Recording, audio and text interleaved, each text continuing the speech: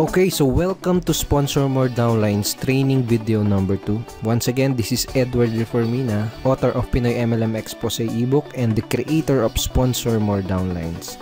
Again, thank you so much for watching our last video, yung ating training video 1. And maraming salamat din sa mga nag-like and sa mga nag-comments, maraming salamat din. And dun sa mga nag-post ng mga question sa comment box sa baba, maraming salamat din sa inyo. And hindi ko pa nasasagot lahat ng mga tanong, pero I will try my best na sagutin lahat yung mga questions nyo.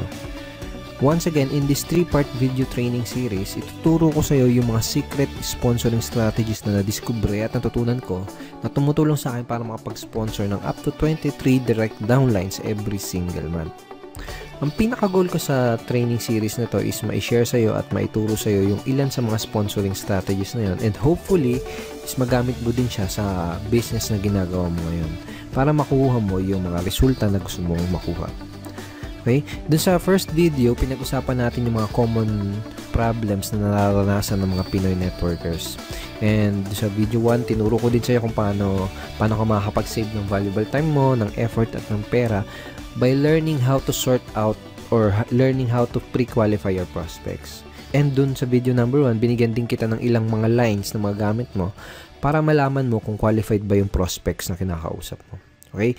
Dito naman sa video number 2, ang mga pag-uusapan natin ay yung mga common MLM myths, number 1 challenge yung mga Pinoy networkers, and tuturo ko din sa iyo kung paano mo sasagutin yung top 3 most common MLM objections. Okay?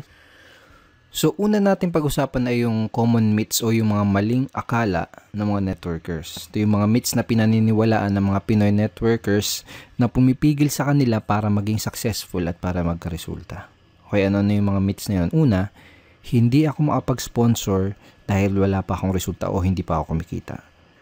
Madalas mong maririnig to sa mga networkers. Kadalasang marinig mo sa kanila is hindi ako makapag-recruit, hindi ako makapag-sponsor, o wala pa akong downlines kasi hindi pa ako kumikita o kaya wala pa akong resulta.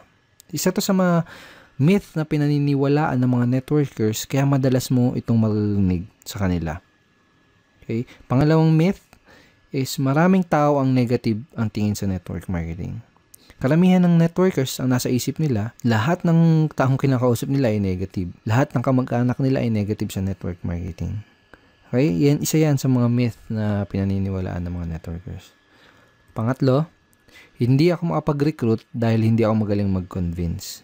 Isa to sa madalas na marinig mo sa mga, even in my team, my personal team, tsaka sa mga networkers na from other companies na nakakausap ko, madalas ko narinig ito. Karaniwang sinasabi nila ay hindi ako nahihirapan ako sa business ko, hindi ako makapag-sponsor kasi hindi ako magaling mag-convince. Okay? So ito yung tatlong maling akala or common myths na pinaniniwalaan ng mga networkers. Mamaya babalikan natin itong mga common MLM myths na to, pero ngayon gusto ko munang ipakita sa iyo yung ginawa ko couple of weeks ago. Basically, nag-survey ako sa 1,000 mahigit na Pinoy network marketers from different MLM company. Doon sa survey na yon, may tanong na, ano yung pinakamadalas na objection na nakuha mo mula sa mga prospect mo? Okay, ito yung mga nagisagot nila. Ang pinakamataas na sinabi ng mga Pinoy networkers na kadalasan natatanggap nila mga objections sa ito, wala akong pera. Okay, 21%. And pumangalawa is yung pyramiding ba yan, which is 18%. And pumangatlo, na pinakamadalas na nakukuha nilang objections is ito. Magkano na bang kinita mo dyan? O magkano na bang kinikita mo dyan? Parang ganun. Kung titignan mo yung resulta dito sa survey na to, makikita mo na related yung mga objections na natatanggap ng mga Pinoy networkers dito sa mga common MLM myths na pinaniniwalaan ng karamihan networkers. Okay? For example, ito. Hindi ako makapag-sponsor dahil wala pa akong resulta. Kaya iniisip ng mga networkers na totoo to dahil kadalasan na tinatanong sa kanila ng mga prospects ay yung objection na magkano na bang kinita mo dyan.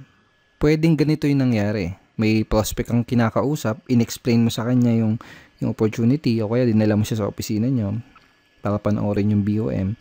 Ngayon, after niyang ma-explainan, nagtanong siya sa'yo, nagbigay siya ng objection na magkano na bang kinikita mo dyan?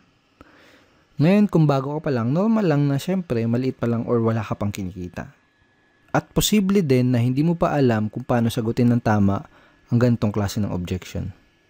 Ngayon, kung hindi siya sumali, ang magiging thinking mo ngayon, ang papasok ngayon sa isip mo, ay hindi siya sumali kasi hindi pa ako kumikita. Ay hindi siya sumali kasi maliit pa lang yung kinikita ko. Ay hindi siya sumali kasi wala pa akong resulta. Okay na gets mo? Yung pangalawa, tingnan natin. Maraming tao ang negative ang tingin sa network marketing. Posible din na may prospect ang kinakausap na explainan mo na siya. And then, nagbigay siya ng objection na pyramiding ba yan? Ngayon, kung hindi mo alam sagutin ng tama tong objection na yan, hindi mo siya mapapasali. Ngayon, ang thinking mo ngayon, ang iniisip mo ngayon, naku, ang daming negative sa network marketing. Lahat ng kinakausap mo negative sa network marketing. Pero ang totoo, hindi mo lang alam sagutin yung objection na yun ng tama. Pangatlo, itong wala akong pera. See, dito sa Common MLM Meets, hindi ako mapag-recruit dahil hindi ako magaling mag-convince. Possible na may prospect ang kausap, sinabi niya na wala akong pera, maganda yung opportunity, pero wala akong pera. Ngayon, dahil wala siyang pera, hindi mo siya napasali. Posibleng pumasok sa isip mo na hindi ko siya napasali kasi hindi ako magaling mag-convince. Ganun. So, related itong mga common MLM objections na to doon sa common MLM myths na pinaniniwalaan ng mga networkers. Ibig sabihin, walang katotohanan itong mga paniniwala na to, itong mga myths na to, kaya nga myth, di ba? Dulot lang to ng mga objections na madalas itanong sa ating mga networkers. Okay? Itong mga myths na to, dulot lang yan ng mga objections na hindi alam sagutin ng tama. Kung isa ka sa mga networkers na dating naniniwala dito sa mga yan, I'm here to tell you na walang katotohanan ng mga yan. Ang kailangan mo lang gawin ay alamin kung paano sasagutin yung mga objections na nagdudulot nitong mga maling paniniwala na to. Number 1 challenge ng mga networkers ay yung mga prospect objections. So, sa mga challenge nila ay yung mga objections na binabato at binibigay sa kanila ng mga prospects na kinakausap nila.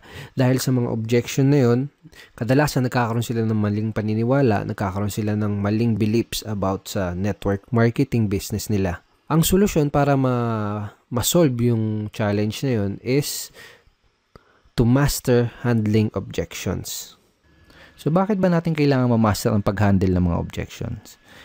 Kung gusto mo talagang ma-master ang pag-sponsor o pag-recruit, kailangan mong ma-master ang pag-handle ng lahat ng mga common MLM objections. Period.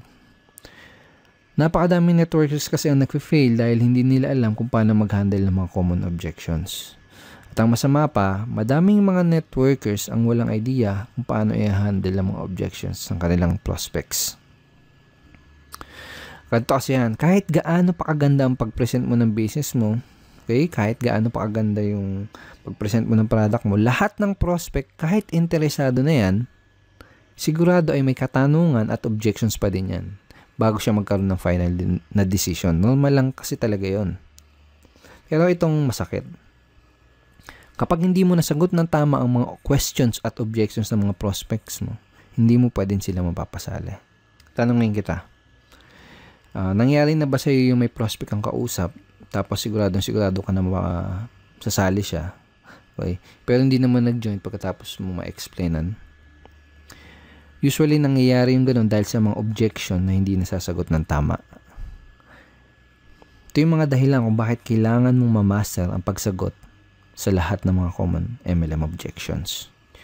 So, ang goal ko sa video na to is tulungan ka at ituro sa'yo kung paano mo sasagutin itong top 3 common MLM objections. Itong pinag-usapan natin kanina, itong result dun sa sa survey na ginawa ko sa mahigit 1,000 networkers na pinakamadalas na natatanggap nilang objections. Itong wala akong pera, pyramiding ba yan, at magkano bang kinita? Magkano na bang kinikita mo?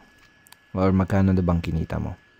I created a training ebook for my team, and ang title ng ebook na yan is Objection Crusher. Objection Crusher. Paano mo dudurugin yung mga objection na matatanggap mo? Parang ganun yung konsepto. So basically, ipapakita ko sa iyo yung mga tinuro ko dito sa loob ng ebook na to kung paano sasagutin itong top 3 common MLM objections na to. Okay, ngayon andito tayo ngayon sa loob ng mismong Objection Crusher training ebook. So ito yung mismong loob ng ebook. And ito yung listahan ng mga common MLM objections na itinuro ko kung paano sagutin ng tama dito sa ebook na to. Kasama sa list itong Kasama sa list ng mga common MLM objections ay ito, magkano bang kinikita mo dyan? Pag-isipan ko muna, yayaman ba ako dyan? Pyramiding ba yan? Networking ba yan? Networking ba to? Mahal ng investment, wala akong pera, wala akong time, alam ko na yan, hindi ko linya yan, etc. So, ang unang ituturo ko sa'yo kung paano sagutin ng tama ay yung magkano na bang kinikita mo dyan. Alright? So, bago ko ituro sa'yo kung paano sagutin ito, kailangan mo maintindihan na karamihan ng mga prospect na nagbibigay na ganitong klaseng objections ay hindi naman talaga nila gustong malaman kung magkano yung eksaktong kinikita mo. Okay? Dahil ang tunay na dahilan ng objection na yun, ang talagang gusto nilang malaman, ang deeper reason ng objection na yun ay gusto nilang malaman kung totoo ba yung opportunity na ina-offer mo. Gusto nilang malaman kung may mga kumikita ba talaga dyan sa company mo. O baka naman nag-aksaya ka lang ng pera dyan at hindi mo nabawi yung in-invest mo dahil natatakot sila na mangyari sa kanila yung ganun. Natatakot sila na baka pag nag-invest sila ay hindi bumalik yung in-invest nila. So yun yung ilan sa mga tunay na gustong malaman ng prospect mo. Gusto nilang malaman kung totoo ba yung opportunity mo. Sa madaling salita, gusto nilang ng pruweba. Okay? Sa madaling salita, gusto nila ng social proof or proof na may kumikita doon sa opportunity mo. So, yun yung talagang gusto nilang malaman.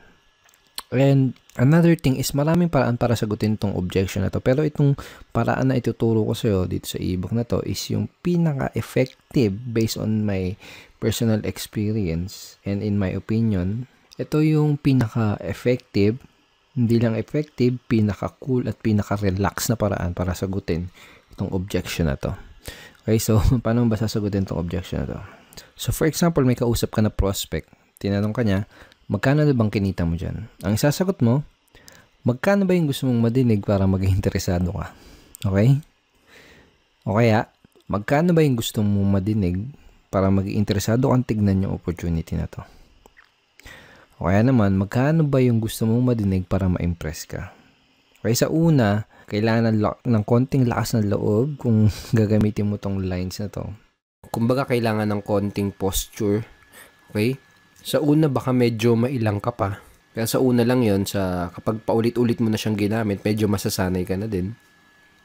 Kapag sinabi mo sa prospect, wag mo din kalilimutan na mag-smile ng konti para hindi ka magmukhang maangas or hindi ka ma-misinterpret nung kinakausap mo na nagyayabang.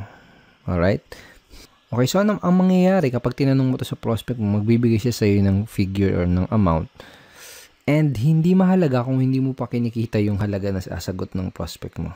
Kailangan lang ay may mga alam kang success stories from your company dahil gagamitin mo yung mga istorya or mga stories or kwento ng mga successful person in your company doon sa sagot mo. Okay? Kung wala kang alam ng mga storya ng mga successful upline sa company nyo, ang gawin mo, manood ka at makinig ng mga business presentation nila dahil most of the time, kinukwento nila yung storya nila kung paano sila nagsimula, kung paano sila naging successful. Okay? So, make sure na manood ka ng mga business presentation or business talk ng mga successful upline sa company nyo. So, parang ganito yung magiging flow ng pag-uusap nyo ng prospect mo pag sinagot mo na yung objection na yun. Okay? So, prospect, magkano ba ang kinikita mo dyan?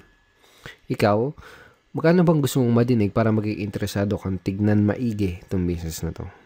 So, for example, sinagot niya 30,000 o kaya kung ano man, kung 50,000, 100,000, 1 million, kung ano man yung sagot niya, kung kumikita ka na ng ganun, sabihin mo lang, great, yan ang kinikita ko dito. Gusto mo bang ituro ko sa'yo kung anong ginawa ko? Yun lang. Kung hindi mo pa kinikita yung sinabing figures ng prospect mo, ang sasabihin mo lang is ito. Well, basically, kakasimula ko pa lang sa business na to, kaya hindi ko pa nare-reach yung ganyan level ng income o hindi ko pa naabot yung ganyang income. Pero let me tell you about blank kung sino yung tao na gusto mong ikwento sa kanya na kumikita na ng ganyan dito sa company na to. Gusto mo bang malaman kung ano yung ginawa niya para kitain yung ganong income? Okay? Pagkatapos, kwento mo yung maikling storya ng taong binanggit mo. Okay? So, hindi kailangan na mahaba kahit maiksing storya lang. Then, kapag nakawento mo na sa kanya yung storya ng successful member na yon sa inyong company, Ang next na sasabihin mo ay ito. Kung willing ka ding aralin yung ginawa niya, posible, okay? Posible din nakitain mo yung income na kinita niya. Willing ka bang matutunan at gawin yung ginawa niya? Pag sinabi ng prospect mo, oo. Okay, good. Ito yung unang gagawin mo para makapagsimula. Okay? So, hindi mo lang nasagot yung objection, possible pa na maklose mo siya doon sa business mo. These lines are very, very powerful. So, use this kapag may na-encounter ka na ganitong objection. Magkano na bang kinikita mo dyan? Okay? And again, sinabi mo dun sa prospect mo na possible. Posible din nakitain niya. Ibig sabihin, hindi mo ginagaranti. Okay? Sinabi mo, posible. Kung gagawin niya, kung aaralin niya yung ginawa ng upline mo na yun, yung successful na tao na yun sa company nyo, posible din nakitain niya yung income na yun. Sinasabi mo yun kasi it's not good to guarantee yung result na makukuha niya, di ba? Kasi magdedepende pa rin doon sa tao, magdedepende pa rin yung resulta ng tao na yun doon sa action na gagawin niya. Okay? And last tip, maganda rin na idea kung ipapakilala mo siya doon sa mga successful and higher uplines doon sa team nyo or sa company nyo. Okay? Para mas tumibay yung social proof. Okay? Again, kasi kaya nga tinatanong to ng prospect mo kasi medyo may duda siya kung totoo ba yung opportunity na ginagawa mo. Okay, so ang next na objection na sasagutin natin at pag-aaralan natin ay yung objection na pyramiding ba yan or pyramiding ba to? Okay, so pag may nag-object sa'yo ng objection na to, pag may nagtanong sa'yo, pyramiding ba to? Ang sasagot mo ay ito. Yes, pyramiding to and welcome to Egypt. So yan. Hindi, biro lang.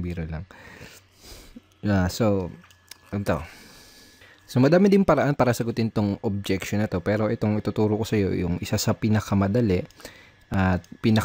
lalo na kung nagsisimula ka pa lang, and pinaka-enjoyable na paraan kung paano sagutin tong objection na to. So, for example, sabi sa'yo ng prospect mo is, pyramiding ba to? Tinanong niya. Sasagutin mo din siya ng tanong. Okay?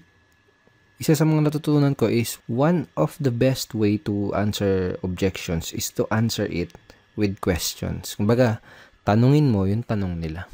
Okay? So, for example, in this objection, tinanong niya, pyramiding ba to? Tatanungin mo, anong ibig mo sabihin? Yung mga illegal? Okay? So, medyo ganun yung tono dapat. Parang patanong. Anong ibig sabihin mo? Yung mga illegal? Pag sinabi ng prospect na, ano yun? Yung tipong nangangako na mag-i-invest ka lang tapos dodoble yung pera mo kahit wala kang gawin?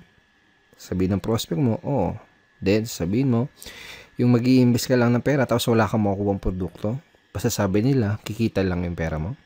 Sabihin ng prospect mo, Then, itatanong mo sa kanya, ganun ba yung hinahanap mo? Ganun ba ang hinahanap mo?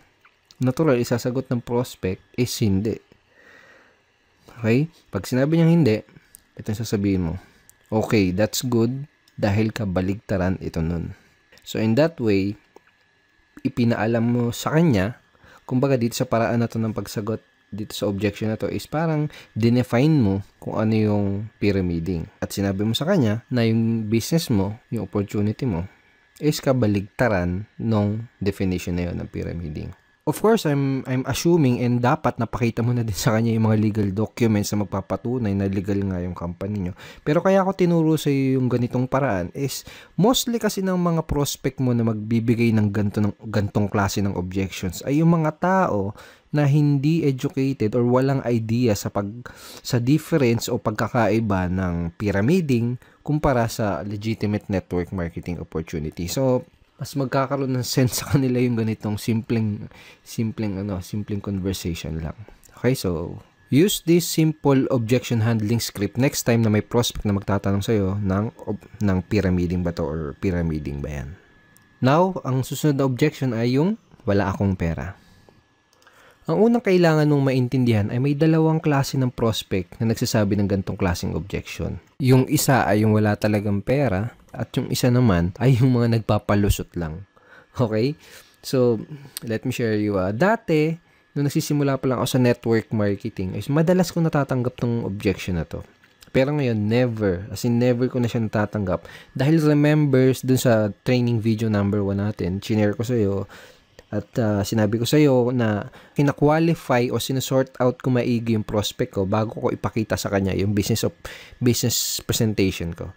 Kumbaga, kung wala silang sapat na reason why, hindi ako mag-aaksaya ng panahon para ipakita pa sa kanila yung business dahil alam ko na mag-aaksaya lang ako ng oras at alam ko na magpapalusot lang sila. So, kung may nagbigay sa'yo ng ganitong klase ng objection, ang unang kailangan mong malaman is kailangan malaman mo kung nagsasabi ba sila ng totoo o kung nagpapalusot lang ba sila. So, paano mo malalaman yun? Tatanungin mo sila. Okay, tatanungin mo sila kung totoo ba na wala silang pera. So, paano mo gagawin yun? Ganito, simple lang. Pag sinabi ng prospect na wala silang pera, tatanungin mo sila, pwede bang magtanong? Tanong mo, okay lang ba sa'yo kung magtapatan tayo sa isa't isa? Ibig mo bang sabihin ay interesado ka sa business na to pero wala ka lang pera? O sinasabi mo lang na wala kang pera dahil mabait ka lang na tao at ayaw mo kung ma-offend kaya hindi mo kagad masabi na hindi ka interesado? Okay?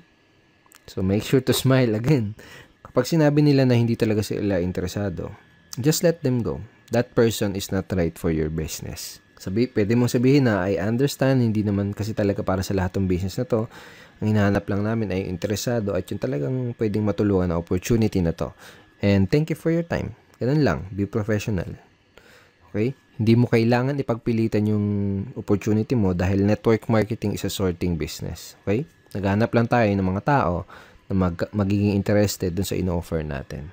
Alright? So, for example, kung sinabi naman ng prospect na interesado talaga siya pero wala lang talaga siyang pera, ganito yung pwede mo sabihin sa kanya. Okay, so ganito. Unang gagawin mo is makikisimpatya ka or makikisimpatize ka dun sa situation ng prospect mo. Parang ganito. Naintindihan ko yung sitwasyon mo. Nung una ko nakita tong business na to, ganyan din yung sitwasyon ko at ganyan din yung sinabi ko. Wala akong pera. Pero na-realize ko, kung wala akong gagawin na paraan at kung wala akong gagawing bago, wala di mangyayaring bago. Kung 5 years ago sinasabi ko yung salitang wala akong pera, malamang 5 years from now ay paulit-ulit ko pa din sasabihin yung salitang wala akong pera. Kaya ang ginawa ko, gumawa ako ng paraan. Tapos, ikwento mo sa prospect mo kung ano yung ginawa mo paraan para makapag-start ng business. Well, obviously, sasabihin mo sa prospect mo to kung medyo ganito yung nangyari sa'yo bago ka magsimula ng network marketing business mo.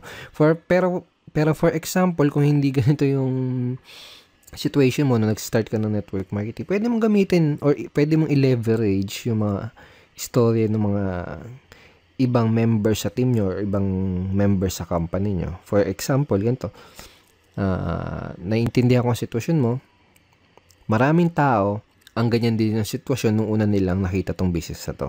Sinabi din nila na wala silang pera. Pero na-realize nila, wala silang gagawin na paraan at kung wala silang gagawin bago, wala din mangyayari sa kanilang bago. Kung 5 years ago, sinasabi nila na wala silang pera, malamang 5 years from now, paulit-ulit pa din nila sasabihin yung salitang wala silang pera.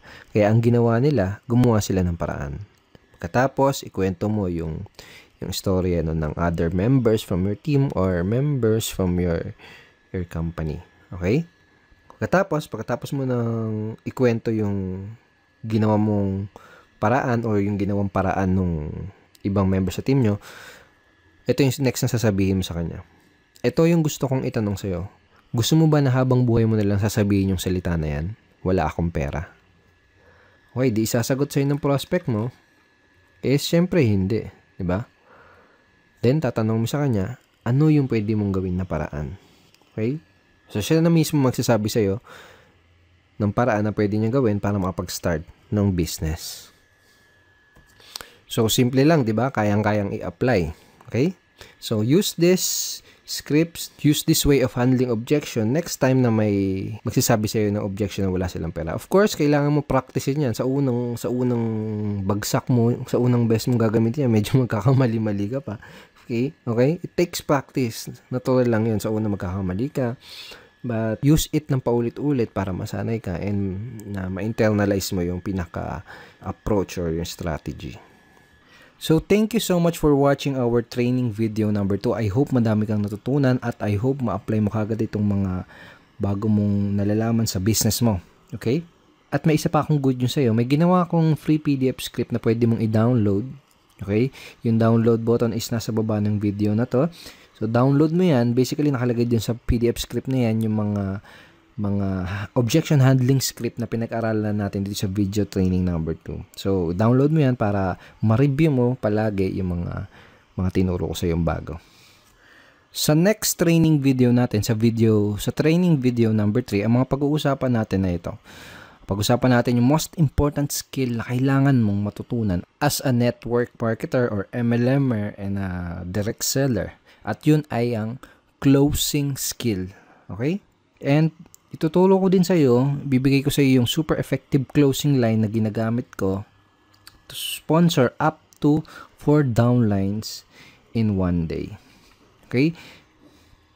So, matagal ko na ginagamit tong closing line na to and it's very, very effective and very, very powerful.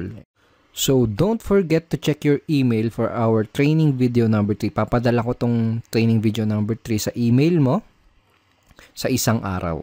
Okay? Papadala ko yung link ng training video number 3 sa isang araw. Alright?